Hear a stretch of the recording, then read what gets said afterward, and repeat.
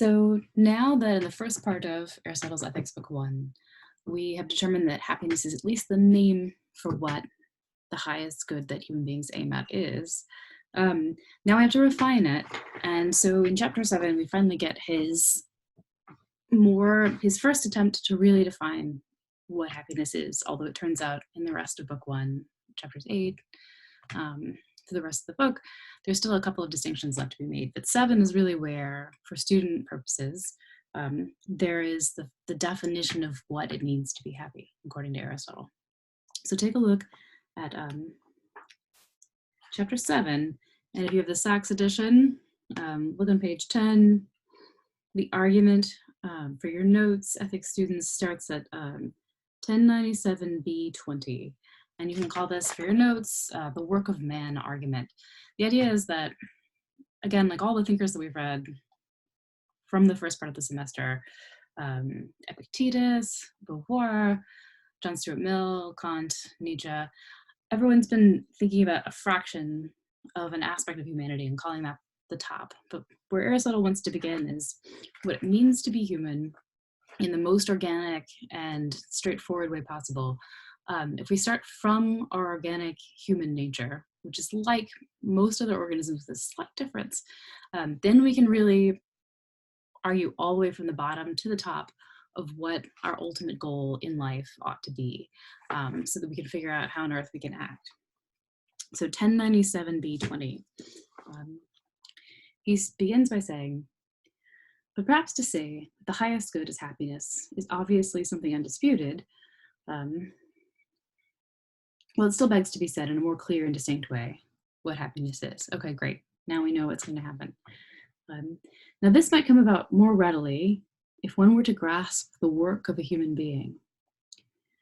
For just as with a flute player or a sculptor or any artisan, and generally with those to whom some work or action belongs, the good and the doing it well seem to be in the work.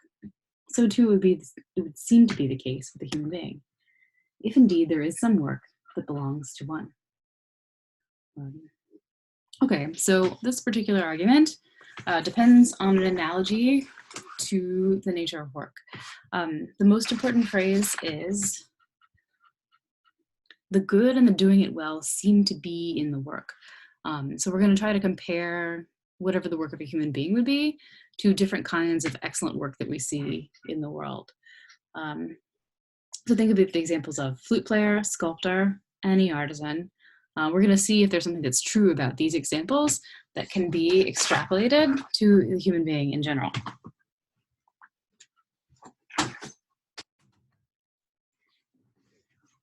So he starts,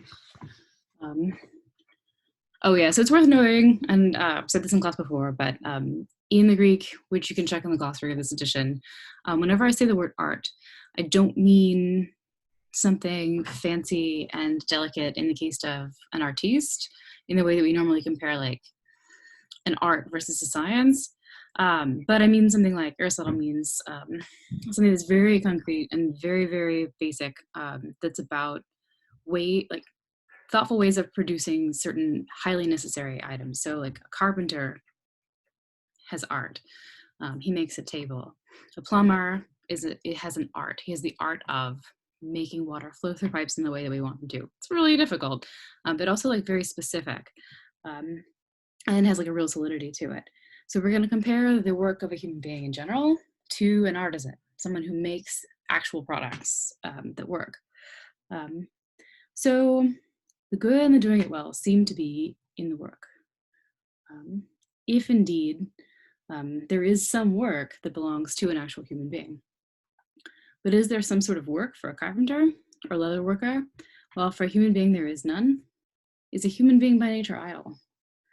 Or, just as for an eye, or for a hand, or a foot, or generally for each of the parts, there seems to be some sort of work, ought one also to set down some work beyond all these for the human being.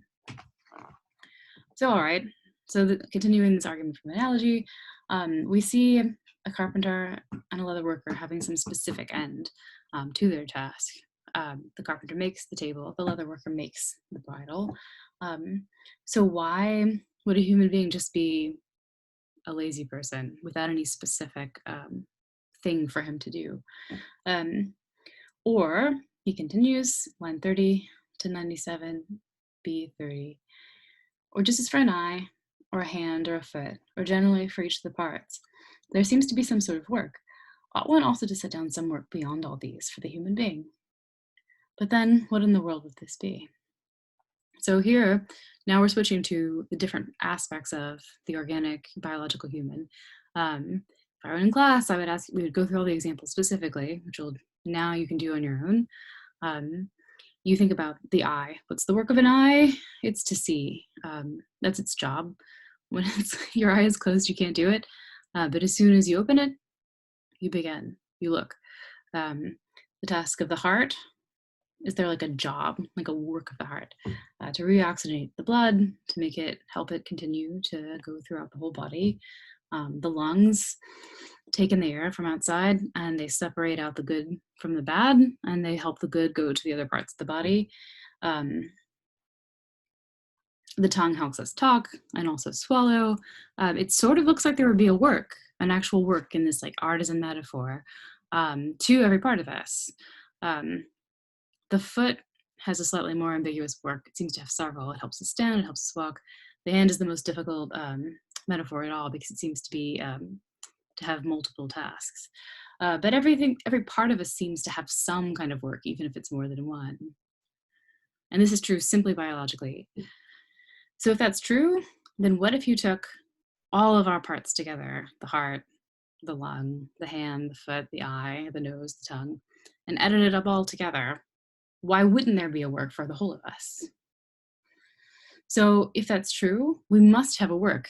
Why? Biologically. We have some special task that is fundamentally by nature part of us that we're just going to be cranky or cross if we don't actually manage to achieve. All right, so but what in the world would this be? For living seems to be something shared in, even by plants, but something peculiarly human is sought. Therefore, one must divide off the life that consists in nutrition and growth. Following this would be some sort of life that consists in perceiving, but this seems to be shared in by a horse and a cow, and by every animal. So we're talking about biology here. Aristotle is a great biologist. He spent a lot of his life observing and dissecting and thinking about the functions of animals. In fact, like by the inches, most of his work is about biological observation. So, okay, so if I'm looking for the work of a human, my first thought might be something like, well, growth, or you could say, in Darwinian terms, survival. Maybe that's the point of all my organs added up together into one. Maybe my job is to work and is to live. But the problem is, he says, we're looking for what's human. And while it's part of human to live and to survive and to work, obviously plants do that. Like, they're very good at it. They survive, they grow extra leaves, they take in nutrients, and they grow. So maybe while we have this part, maybe it can't be the function of us specifically, because we're that, but we're also something more. So what would be the more? The first more would be something like the animals, the other animals like the cow and the horse. Maybe the life of perception, seeing, hearing, feeling, having emotions like anger, pride, respect, love. And Aristotle does think that animals have these sorts of relationships to others of their kind and beyond. So maybe that's our job. Maybe our job is to feel and to sense. But the problem is the same as before. We're not plants and we're not cows. We share a lot in common with these things, but we seem to build first the plant with the animal on top, and then the human seems to be just a little bit extra, just a little bit more. So what would that be? So what remains is some sort of life that puts into action that in us that has articulate speech. Of this capacity, one aspect is what's able to be persuaded by reason, while the other is what has reason and can think things through. So we talked in the first, in previous classes about the classical understanding of what a human being would be, which you can say is a rational animal, an organism, a biological thing that can also think, that can reason about the future. The word for this in Greek is logos. You could say we're the animal with the logos. It's slightly ambiguous because in English, you can say either that logos would be translated as talking. Just very simple. It's just what we do. We talk to each other, not just to tell the truth, but to lie, to argue, to fight. We have this special faculty that seems to be different. Um, Wolves have compassion and love and feel anger on behalf of other wolves. We do all of that, but then we also fight about what it is to be not a wolf, but a human. Whatever we have is different from simple feeling, even good feelings. We seem to, like, the example that I often give in class is if you saw a pack of wolves sitting down and discussing what wolf justice would be, like what is the point of a wolf community, then they would sort of be human in a strange way because we have all the same feelings that wolves do, plus some extra. But what specifically makes us human is our ability to argue and to fight about what the foundations of our community are. So the reason why this is important is because we're looking for what our biological function really is. And if it's simply the same as other organisms, then we can just do what other organisms do. We could be wolves, we could be fish, we could be plants, but it looks like we're different. We seem to fight, to argue. Reason in us looks towards the future, as some animals manage to sort of imitate or accomplish. But we are the animal who has a fight about what it means to reason. So whatever that fighting quality is, that would be us. That's the part that we have to perfect. And if there's a work of a human, it would have to deal with that. Our rational capacity, maybe more straightforwardly, our ability to talk. So his argument keeps going. And if the work of a human being is a being at work of the soul in accordance with reason, or not without it, well, we say that the work of a certain sort of person is the same in kind as that of a serious person of that sort, as in the case of a harpist and of a serious harpist, and that this is simply because in all cases, the superiority and excellence is attached to the work, since the work of a harpist is to play the harp, and the work of a serious harpist is to play the harp well.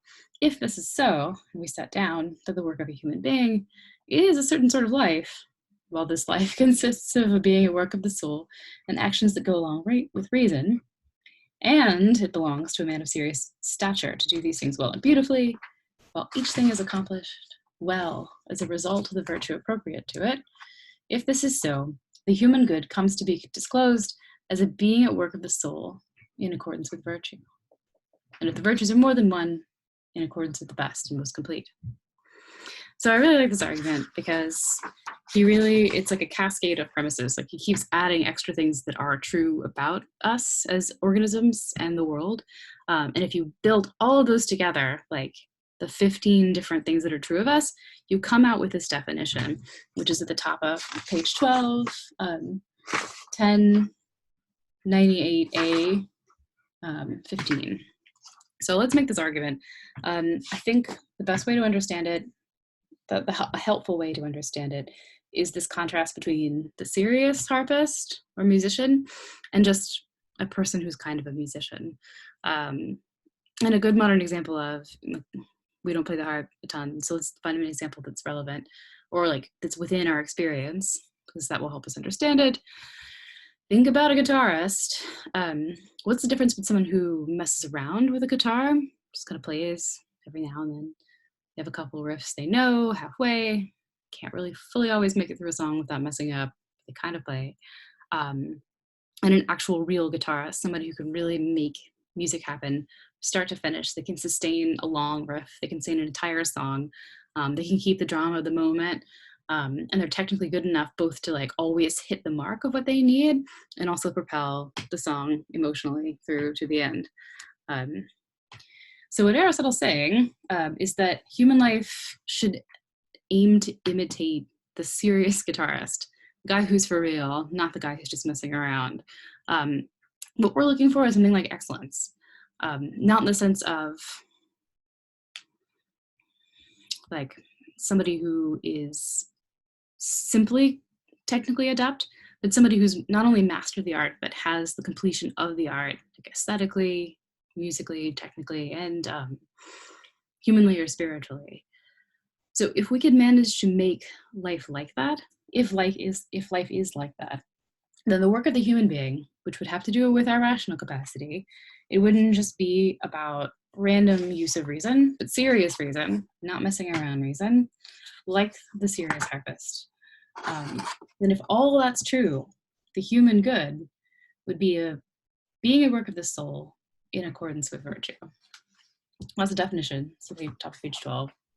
Please make a note of that for your notes. A shorter way of saying this, a way of memorizing the definition, would be activity in accordance with virtue. What's the highest good of life? What's the good that connects all of our desires and choices and inquiries in life? The rough name for that is happiness. And the definition of what happiness is not messing around, but working at life in a serious way. It's a pretty good definition. The problem is, at this point, we still don't really know what excellence is. Since we're defining what happiness is in terms of virtue or excellence, we're gonna have to spend more time thinking about that. Unfortunately, the whole of book 2, the next section after this, is going to try to discuss just what this virtue is. At the beginning of the semester, we talked about the word virtue, how it's a translation of the Greek arete, that arete itself can be translated either virtue or excellence in English. And that excellence is probably a slightly better choice, in that excellence makes sense to us as describing peak serious and real good performance of many things without necessarily it having a moral quality. We have an excellent pen, an excellent horse, an excellent basketball player, an excellent gymnast. All these things seem to perfect the skill and the knowledge and the activity that's happening. So virtue is an older word. We tend to associate it with almost like an overbearing morality. It's too good. It's a little goody-goody. Our translation uses it because it's more classical and perhaps more precise than excellence. But if you could rewrite this definition in your mind, activity in accordance with excellence, that helps locate precisely what the definition is trying to say.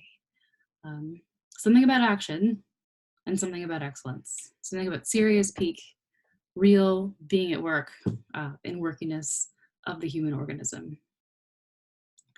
So that's the definition. And I think I'll just quickly speak to a couple points in the last half of book 1 that sort of like clarify this definition a bit. In chapter 8, it's important to him that happiness is active and that it represents some kind of completion of our life, and that also is pleasant. It's like, whatever the point of all this being at work as a serious human being is, the point of it would be that it's more pleasant than almost any way of doing it. Is pleasure our goal? No, it's kind of an offshoot of what we aim at, but it still is pleasant. It's definitely pleasant. This is Aristotle being more honest about the way that human goods tend to intersect and overlap. He has an example at 1099A3-ish, where we think about the people at the Olympic Games, the people who compete for athletic contests. It's not simply the people who are the most beautiful or who are the strongest that win, but it's the people who have good enough qualities that then they compete and they do actually win. And so happiness is like this. It's not just a quality you have, but it's something you put into work such that you sort of win at life by constantly having this particular being at work in a serious way to the fullest of your capacity for human organic happiness. That would be pleasant. But once we say this, he points out, human happiness, being at work, it kind of seems like it might in some way be dependent on a certain amount of external goods. So against the Stoics, this is on page 14 at 1099A30. It seems as though we sort of need things like friends, wealth, political power, children, maybe even good looks, or, some combination of all these goods. Because if we didn't have things to work with, people, goods, relationships, we wouldn't be able to put to work ourselves in the most serious way. The harpist needs a harp, the guitarist needs a guitar. At chapter 8, he's like, sure, okay, fine, like we'll add that in, no big deal. But then the next several chapters raise real problems with that admission. It falls into a Stoic or utilitarian problem. If you really do need external things, then maybe happiness is simply about them, which he wants to completely deny. Activity in accordance with virtue is something you possess of yourself. It's complete, it's active, it's in you. It might be like involved with certain external things, but it's not like made up primarily of them. But then if I admit that I have them, then why am I not just saying that happiness is just about that anyway? So the most difficult problem that he deals with about this comes in chapter 10. So if you take a look at that, he raises this question from the ancient Greek lawgiver Solon. He says, then one ought to call no other human being happy, either who is still alive. And is it necessary, as Solon said, to look at the end? And so Solon's famous for saying, count no man happy until he's dead. Why? Because you don't know, you could look at somebody who seems to have virtue, excellence, seriousness, work, a nice, great collection of external goods. But then if you look at them tomorrow, it could all change. Those goods can go away, children can die, wealth can go away, honor completely departs from you, everyone forgets you. So that's the problem. Should I just say, okay, fine. I say the human being is happiness. I say that happiness in part is internal, but in part dependent on external goods.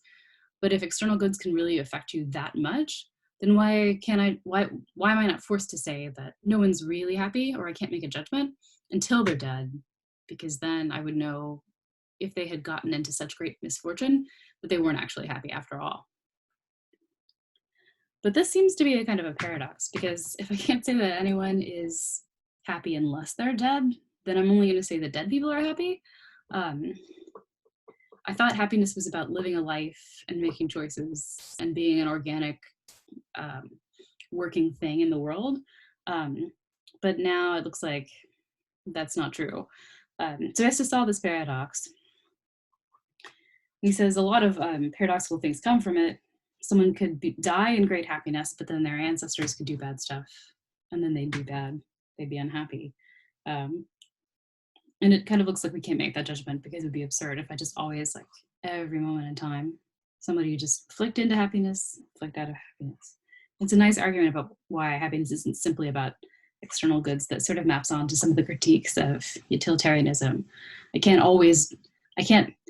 The world can't be about a greatest happiness principle if that's always changing. If the greatest good is always like fluctuating, it's not a real calculation if I can't like get to an answer.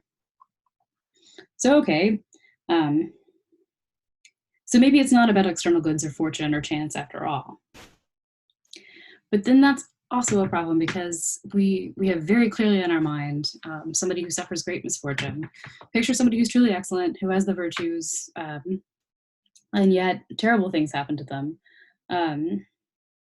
His example is always death of children, or dishonoring your community, or admitting something in torture that it would kill you to admit if you were in your right mind.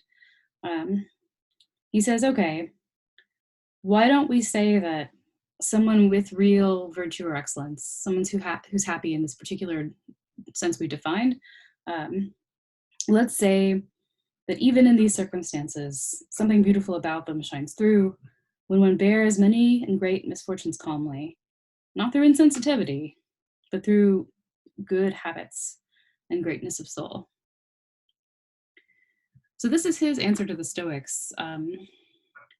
The Stoic bears misfortune through a kind of insensitivity, Aristotle would claim. But our picture of the virtuous person, they can't be insensitive. They have to be connected to the world in some way. So it's almost something about they admit that the misfortune's real, which the Stoic can't always really admit in practice.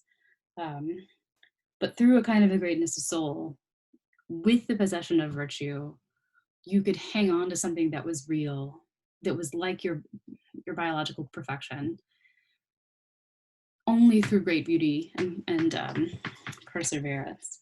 What he admits is, so we admit that external goods are relevant to happiness, but we don't admit that they're too relevant. So we have to admit that profound misfortunes could derange us out of excellence or virtue, but he wants to hold on to this image of a person who, with virtue, manages to work through suffering in the way that is possible for human beings. And so here at the bottom of page 17, at 1101A 15, he sort of like messes with his definition a little bit. Refines it. What then prevents our calling happy? The person who is at work in accordance with complete virtue and supplied with a sufficient stock of life. Or ought one to add, when he shall have lived both in that way and died in a proportionate way, since the future is unclear to us, and we set it down that happiness is final in every sense and complete in every way. And if this is so, we shall call blessed those among the living to whom the things mentioned belong and go on belonging, but blessed as human beings. So this is very nice. He's moving along in his train of thought. He's thinking these questions through. He says that what we think of as the highest goal of humans, we call it happiness. We call it, we say it's in relation to virtue. It's in relation to a sufficient stock of external things. But maybe I need to change my vision of the happy person with a stock of external things to not merely happiness, but something actually more extraordinary, to what we can call blessed. Blessed human beings. So this is a very nice distinction, because this moves him on to the next part of his argument, because he wants to compare what human happiness is to the happiness of the gods. In this context, the gods of Greek mythology. Whatever we can maintain as happiness as humans is organic and real and a completion of ourselves, but to be more powerful than this is really out of our power. And I have to look towards a human being who's managed to hold on to a blessed state as maybe a little bit something more than human. It's nice because it relates to the Beauvoir that we read, because she was very concerned, and completely correctly, that human beings tend to imagine ourselves as more powerful than we actually are, that we want to be gods in some way, and that what we have to do is to admit that we are not, and to hang on to the limitations of our being in order to see ethics in proportion to itself, which is correct. I think Aristotle's acknowledging here that we do see human beings who seem to have a kind of blessed state that reminds us of the life of the gods, but it's wiser of us if we can identify that as not as human happiness, but a kind of a blessed state among human beings, or happiness qualified by the limitation of humanity, human happiness. So in chapter 12, he makes this more, like, he expands upon this distinction by talking about the distinction between praising someone and blessing them.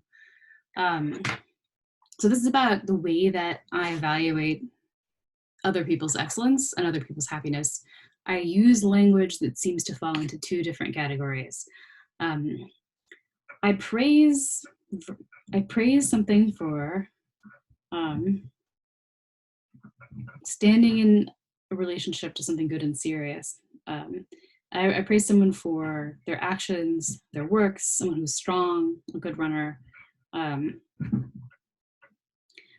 praise someone by holding them up to a certain kind of standard, a standard that's like something that I could potentially possess. So that's something that I do for humans and for human capacities. But there is a different way of sort of evaluating people's relationship to excellence. What I would say when I run across somebody who's more than simply human I would bless them as sort of better and more divine. So let me use an example from Monsignor Sokolowski, who used to talk about this particular passage. Um, when there are certain things that I can evaluate because I stand in sort of like a reasonable relationship to that skill. So if I see someone giving a decent lecture, or if I see somebody doing something that I roughly know how to do, but they maybe like perfected a little bit more, or they succeed in this one particular instance, I'd be like, good job, that's great, you did that well. I thought this aspect was really good, and this other aspect, it could use some refinement or whatever. Praise is what I can do when I hold up someone to the standard that's kind of like myself. But a really blessed person with respect to skill, I couldn't do it. An example would be like, if someone seems to have excellence in a particular skill that seems to be almost godlike, could I praise them? Could I just say, oh, good job? The example would be like, if someone's a very, very famous basketball player, really, really excellent one, or a really excellent concert pianist. I don't know a ton of excellent basketball players, but students tell me that Kobe Bryant is really excellent, and I believe it. So is Kobe Bryant of the same kind of human excellence that I have, or is his excellence on another order altogether? Can I go up to him and say like, hey, that was great basketball playing. I thought some of that was good, some of it was bad. Or is that just me being ridiculous because his excellence at basketball goes beyond my human capacity to ever imitate it? So I couldn't say, oh, good job. I'd have to say, that's amazing. That's amazing basketball playing. That's simply beyond what I could really like potentially obtain as a human. And I think you can think of a lot of examples like that where it would be ridiculous to simply praise someone as if I could judge them, or if I could like help them along with their standards. Just in ordinary experience, I seem to see people who are blessed with respect to certain excellences. So if that's true, that's a distinction that helps me with this problem. When I'm trying to think about human happiness, I see some people who are excellent at life, and then I also see some people who are both excellent and blessed in life. And it would be beyond my capacity as a human to be like, oh, good work, truly blessed person with your excellence. Because the quality of their life seems to be divine, perhaps more through a combination of excellence and luck in circumstances. But it's not, in Greek mythology, piety is a skepticism towards my ability to know something fully. When I see someone who has a blessed life, the only thing I can do is respect, to bless, to say, it's beyond me. And so that would be whatever Aristotle is going to try to help us through and think through in this book. It's going to be a human happiness, the kind of human happiness that I can potentially obtain through thought, through clarifying what the goal of my life is. But always knowing that whatever full blessedness would be, it would be just a dash of luck, even if my virtues can carry me through the most difficult situations. So I'm going to leave chapter 13 for my next video, my discussion of book 2, because I think it's relevant to that part of the text, and I will see you tomorrow.